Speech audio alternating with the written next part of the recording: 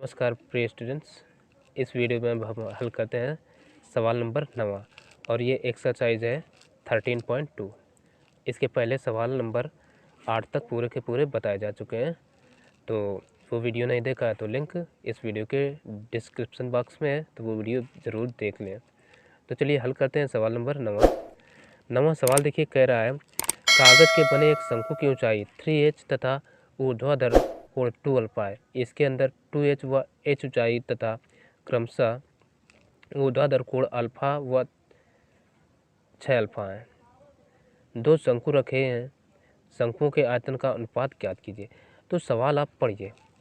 तो सबसे पहला काम है हमारा चित्र बनाना, तो हम बनाते हैं चित्र। कहा है एक शंकु है,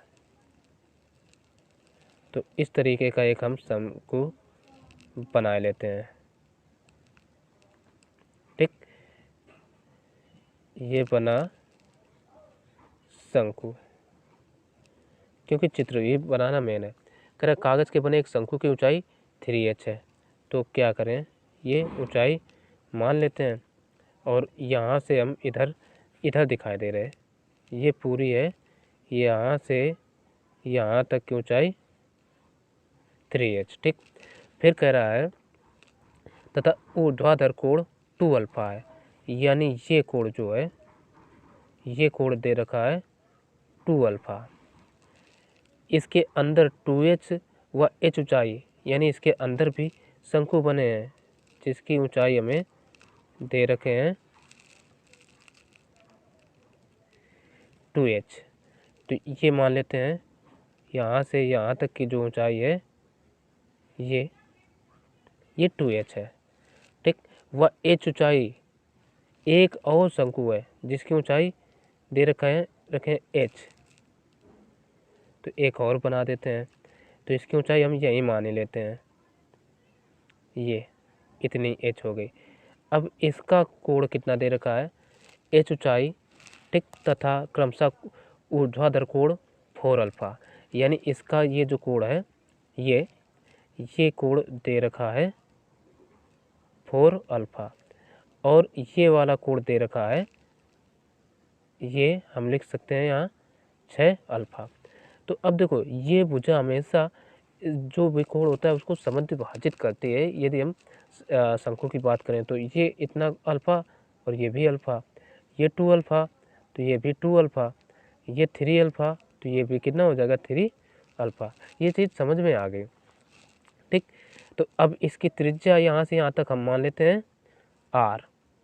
ठीक, अब इसको नाम दे देते हैं ये a, ठीक है, और इसको b, इसको c, और ये बिंदु है इसको o कह लेते हैं। ठीक, तो चलो अब फिर बिंदु इसको भी कोई हमें देना होगा, तो इसको p कह लो, इसको कह लेते हैं ये वाला बिंदु जो है q। ठीक, इस तरीके से हमने मान लिया। तो अब यहाँ पर हमें हल करना है। तो ये देखो 3 शंकु हो गए और तीनों शंकुओं की त्रिज्याएं क्या हैं, हम मान लेते हैं r।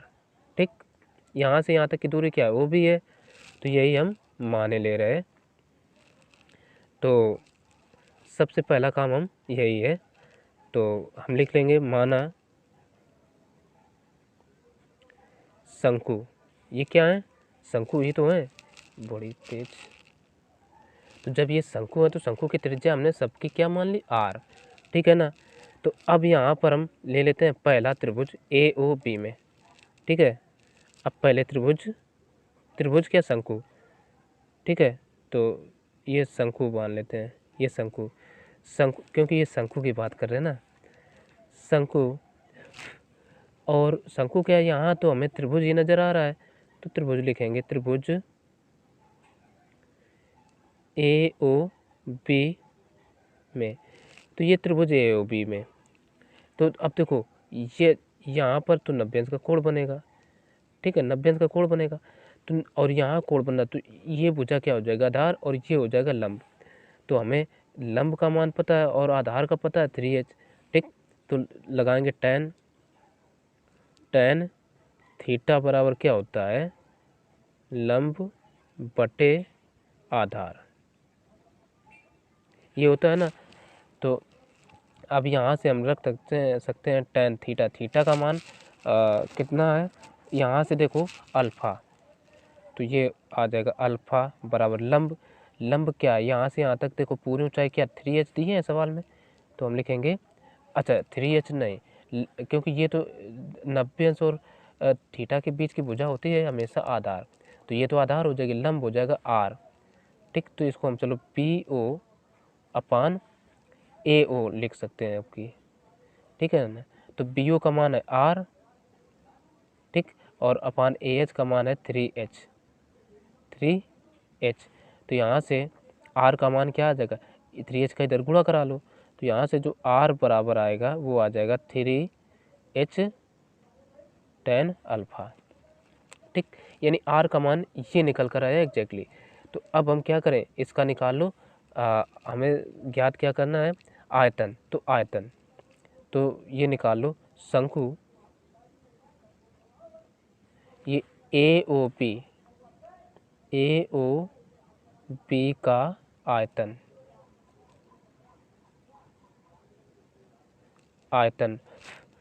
आयतन को हम क्या मान लें, V1 मान लेते हैं, ठीक है ना। V1 बराबर क्या होगा, 1/3, शंकु का आयतन का सूत्र यही होता है 1/3 पाई r स्क्वायर, और h को हम सबको कैपिटल H मान के चल रहे हैं, तो अब इनके रख दो मान, तो देखो 1/3 पाई का मान कितना है, कुछ ना रखो, पाई को पाई बना रहने दो, ठीक, पाई r का मान ये आया 3h tan अल्फ़ा, तो इसको हम लिखेंगे 3h tan अल्फ़ा का होल स्क्वायर इंटू h का मान सवाल में ये देखो चित्र में दे रखे हैं 3h, तो हम लिखेंगे 3h, तो ये 3 से तो ये 3 कट जाएगा, तो अब बचेगा कितना, देखो 3 का स्क्वायर हो जाएगा 9, ठीक है ना, और ये पाई है तो पाई, और h का स्क्वायर करो तो h स्क्वायर, और एक h ये तो h क्यूब हो जाएगा, और ये फिर tan अल्फ़ा का होल स्क्वायर है ना, तो अल्फ़ा स्क्वायर यानी tan स्क्वायर अल्फ़ा ये हो जाएगा, यानी V1 बराबर ये आ गया हमारा।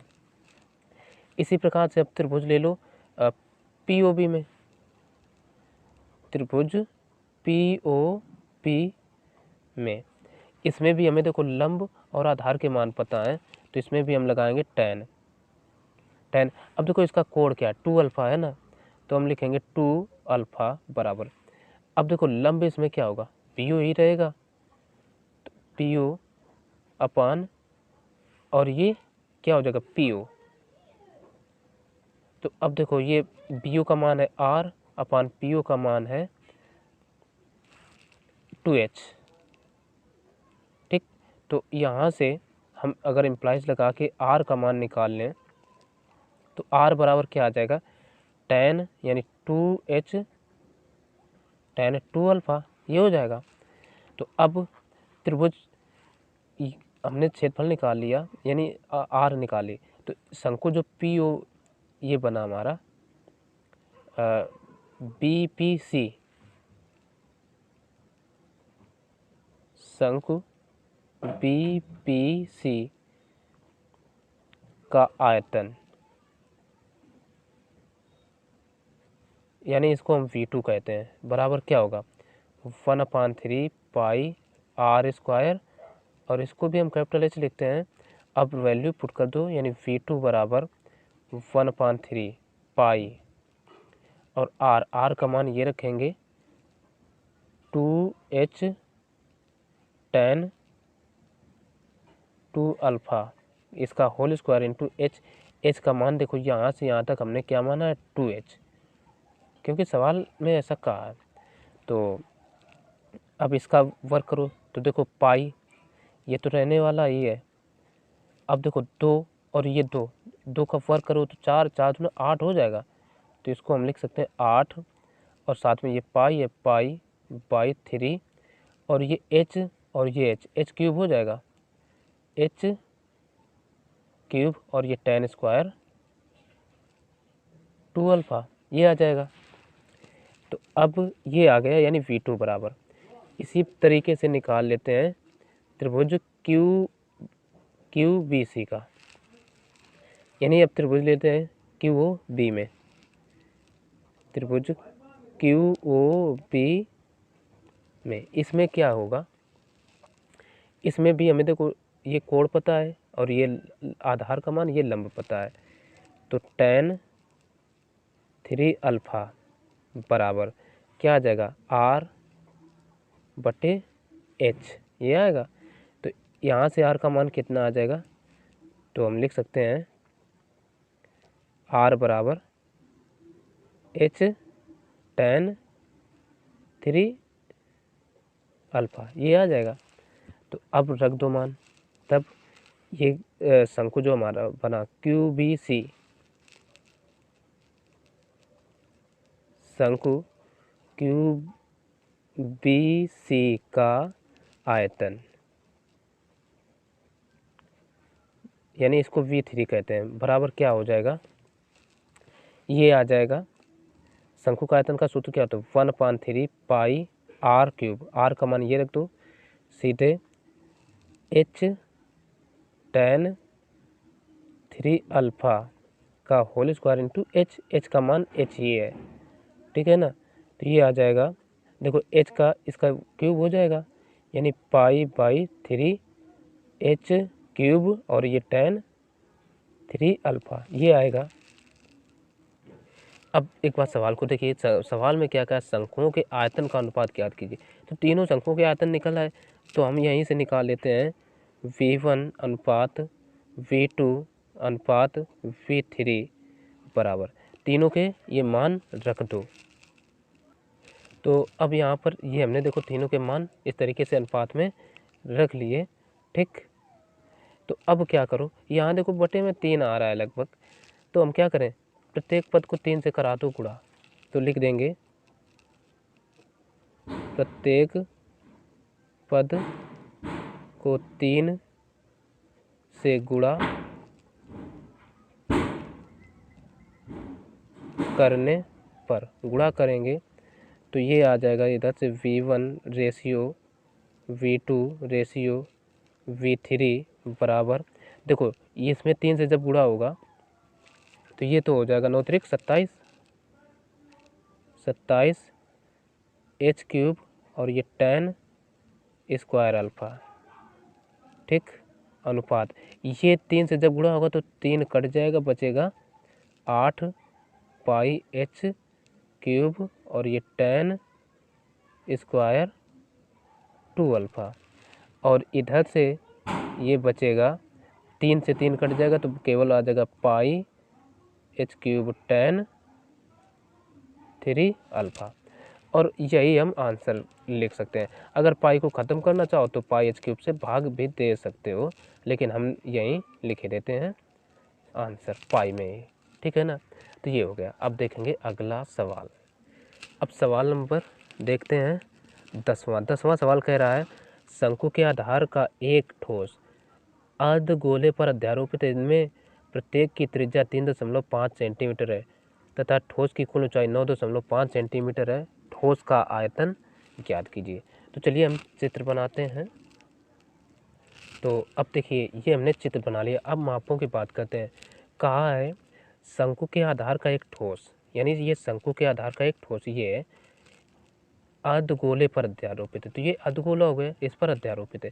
फिर कह रहा है इनमें प्रत्येक की त्रिज्या 3.5 सेंटीमीटर है, यानी इस शंकु की त्रिज्या भी 3.5 सेंटीमीटर और अर्धगोले की भी त्रिज्या 3.5 सेंटीमीटर है, ठीक। तथा का ठोस की कुल ऊंचाई 9.5 सेंटीमीटर है, तो 9.5 सेंटीमीटर, यहाँ से इसकी ये पूरी ऊंचाई ये दे रखे हैं। तो अब देखो ये इतनी ऊंचाई शंकुआकार बाकी कितनी रहेगी, तो ये 3.5 नीचे की ये तो घट जाएगी, तो ये बचेगी केवल यहाँ से यहाँ तक की जो ऊंचाई है वो 6 सेंटीमीटर, ठीक। तो ठोस का कुल आयतन ज्ञात कीजिए, ठीक। तो हम निकालेंगे सबसे पहले शंकुआकार भाग की ऊंचाई, इसको हम मानते हैं h बराबर क्या होगा 9.5 माइनस 3.5, ठीक। तो बराबर कितनी आएगी 6 सेंटीमीटर, ठीक है। आगे शंकु व गोले दोनों की त्रिज्या क्या है 3.5, तो ये भी लिख लो।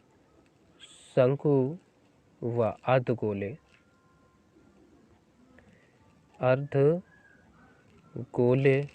की त्रिज्या यानी r बराबर कितना रहेगा 3.5 सेंटीमीटर, यही रहने वाला है।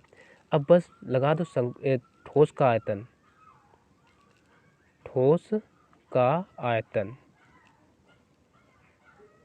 आयतन बराबर क्या होगा, शंकु का आयतन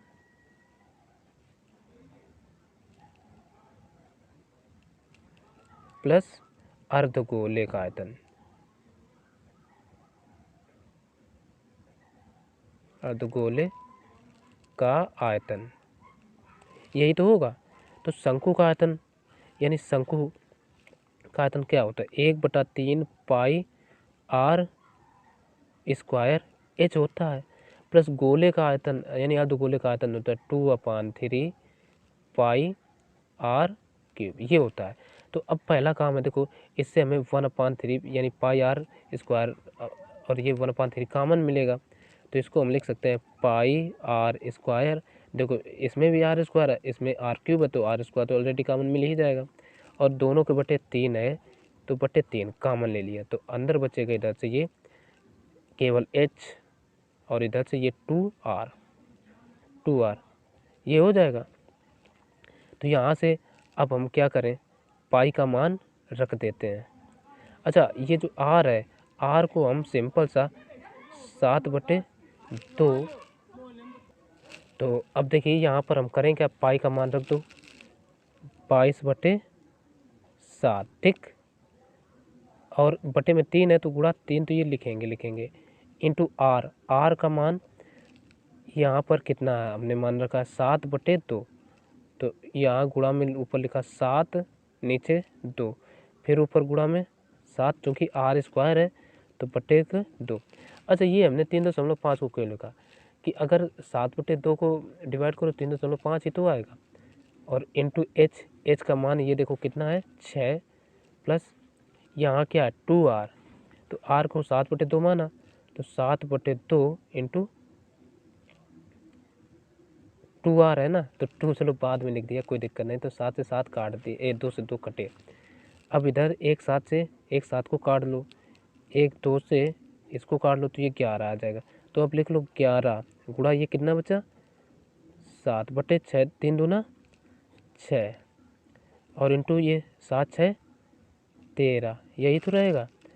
अब 11 7 77, ठीक है ना, 77 गुणा, तो इसको हम लिख सकते हैं 11 7 77 गुणा 13/6, इन सब का गुणा कराओ, ठीक, तो ये आएगा 1001, 13 का जब गुणा कराएंगे तो ये आ जाएगा 1001, और बटे 6 से डिवाइड करो तो ये आ जाएगा 166.83, और ये आयतन था, और सब मापे सेंटीमीटर में थी, तो सेंटीमीटर क्यूब, यानी आयतन की इकाई हमेशा सेंटीमीटर क्यूब होती है, तो ये लिख सकते हैं आंसर।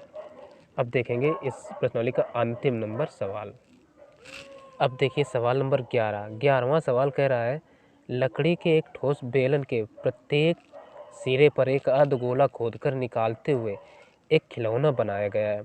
यदि बेलन की ऊंचाई 10 सेंटीमीटर तथा आधार की त्रिज्या 3.5 सेंटीमीटर है, तो खिलौने में लगी लकड़ी का आयतन ज्ञात कीजिए। तो लकड़ी का आयतन हमें ज्ञात करना है। तो सबसे पहला काम है, हम बना लेते हैं चित्र। मान लेते हैं ये एक हमारा खिलौना है, इससे दोनों तरफ से एक अर्धगोला निकाल लिया गया है। तो पहले तो हम ये बेलन बना रहे हैं, ठीक, ये पहला काम है हमारा बेलन बनाना। अब ये इस तरीके से ये एक अर्धगोला दोनों तरफ से निकाल लिया गया है, ठीक।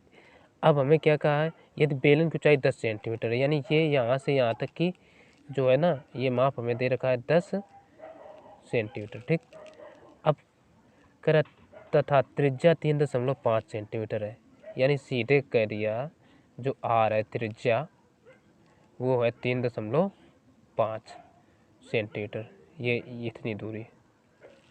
ठीक, तो खिलौने में लगी लकड़ी का आयतन ज्ञात कीजिए। तो देखिए हम पहले लिख लेते हैं बेलन की ऊंचाई यानी h बराबर कितना आएगा, 10 सेंटीमीटर आएगा। अब देखो अर्धगोला और बेलन दोनों की त्रिज्या समान ही तो रहेगी, क्योंकि जब निकाले गए हैं। तो हम लिख लेते हैं अर्धगोले व बेलन की त्रिज्या यानी r बराबर कितनी रहेगी, 3.5, या 3.5 को कन्वर्ट करके हम लिख सकते हैं 7/2 सेंटीमीटर। ठीक, अब देखो अब तब क्या कहा है, खिलौने में लगी लकड़ी का आयतन ज्ञात कीजिए। तो ये निकाल लो भाई, खिलौने में लगी लकड़ी का आयतन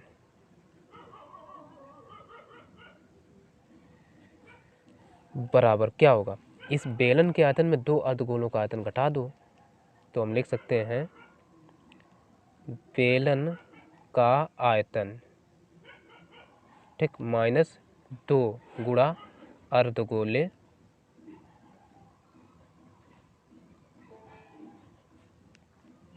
का आयतन। ठीक, ये होगा। तो अब देखो बेलन का आयतन का सूत्र क्या होता है, पाई r² h। ठीक, -2 इंटू एक अर्धगोले का आयतन का क्या होता है, 2/3 पाई r³ ये होता है। रख दो पाई का मान 22/7 इंटू r का मान कितना है 7/2 इंटू 7/2 इंटू h का मान दे रखे हैं 10, -2 दूना 4/3 इंटू पाई का मान, चलो 22/7 रख लो, बाद में काम लेंगे। 22/7 इंटू r का मान कितना है 7/2 माना, तो 7/2 गुणा 7/2 गुणा 7/2 ऐसे। अब देखो यहाँ से 22/7 गुणा 7/2 ये तो हमें मिल रहे हैं कॉमन, जो कट रहे हो यहीं पर काट लो, 7 से 7 इसको काटा, ठीक है ना, या ना काटो, पहले कॉमन ले लो। ये मान के चलिए कटे नहीं है, तो बस कॉमन लेते हैं। तो देखो पहला कॉमन हमें मिलेगा 22/7। ठीक, अब देखो 7/2 7/2 इसमें 2 बार है, इसमें 3 बार है, 2 बार कॉमन मिल जाएगा, इंटू 7/2 गुणनते 7/2। ठीक, तो अंदर क्या बचेगा, इधर से बचेगा ये 10, ठीक है ना। तो हम लिख देंगे यहाँ पर 10 माइनस इधर से ये 4/3 और इधर से एक 7/2 बचेगा ना, तो 4/3 गुणा 7/2 ये बचेगा। तो अब जो इधर कट रहा हो उसको पहले काट लो, 2 से 2, इस 2 से इसको काटा तो ये 11, तो इधर हम लिखेंगे 11 सत्ते 77, 77 इधर से 2।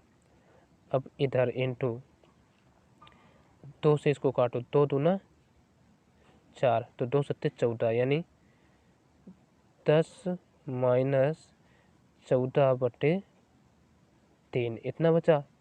तो 3 का करा लो इधर गुणा, तो ये आ जाएगा 77/2 गुणनते 30, 30 माइनस 14/3, तो इनमें घटा दो, तो 77/2 इंटू 30 में 14 घटाओ तो बचा 16/3। तो अब इन सबका दोनों का जो है ना करा दो गुणा, और कुछ नहीं। तो जब हम गुणा कराएंगे, अच्छा 2 से इसको काट लो, 2 कम 2 2 8 16, तो 8 गुणा 8 सत्ते 56 की 6, 8 सत्ते 56, 56 5 61/3, 3 से डिवाइड कर दो तो आ जाएगा, देखो 3 कम 3, 3 दूना 6, 2 बार गया, 0 में 1 में भागने 0, और तो अब कितने हो गए 15 हो गए, तो 53 15.1 बचा, तो 3 और ये आ जाएगा सेंटीमीटर इस क्यूब, क्योंकि घन है, घन की इकाई सेंटीमीटर क्यूब यानी क्यूब ही होती है घन इकाई। ठीक, तो ये हो गया इसका आंसर। तो बस इस सवाल में इतना ही। बाकी के जो बचे सवाल हैं, हालांकि अब ये एक्सरसाइज ख़त्म होती है, बाकी की जो एक्सरसाइजेस हैं वो अगले वीडियो में बताएंगे। तो मिलते हैं फिर अगले वीडियो में, तब तक के लिए नमस्कार।